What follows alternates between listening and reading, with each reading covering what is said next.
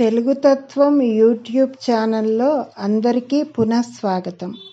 ఆదిశంకరాచార్యుల వారి రచన సౌందర్యలహరిని మనం రోజు 5 శ్లోకాలు వింటున్నాం.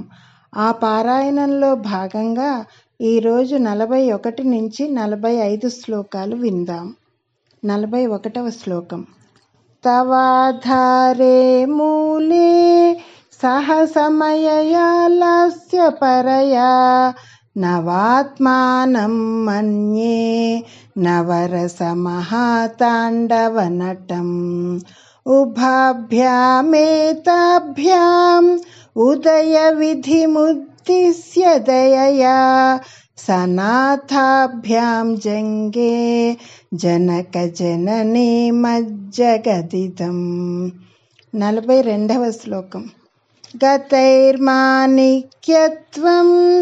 గగనమణిభిః సాంద్రఘటితం కిరీటం తే హైమం హిమగిరిసుతే కీర్తయతి యః సనీడేయచ్ఛాయాచ్చురణ సబలం చంద్రసకలం ధనుస్సౌనాసీరం కిమితి న నిబధ్నాతి ధిషణాం. 43వ శ్లోకం. ధునోతు ధ్వాంతం నః తులితదలితేందీవరవనం ఘనస్నిగ్ధశ్లక్ష్ణం చికురనికురుంబం తవ శివే యదీయం సౌరభ్యం సహజముపలబ్ధుం సుమనసో వసంత్యస్మిన్ మన్యే వలమథనవాటి విటపినాం.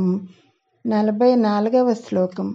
తనోతు క్షేమం నః తవ వదన సౌందర్యలహరీ పరీవాహ స్రోతః సరణిరివ సీమంత సరణిః వహంతి సింధూరం ప్రబలకబరీ భారతిమిరద్విషాం బృందైర్బంధీ కృతమివ నవీనార్కకిరణం. 45వ శ్లోకం.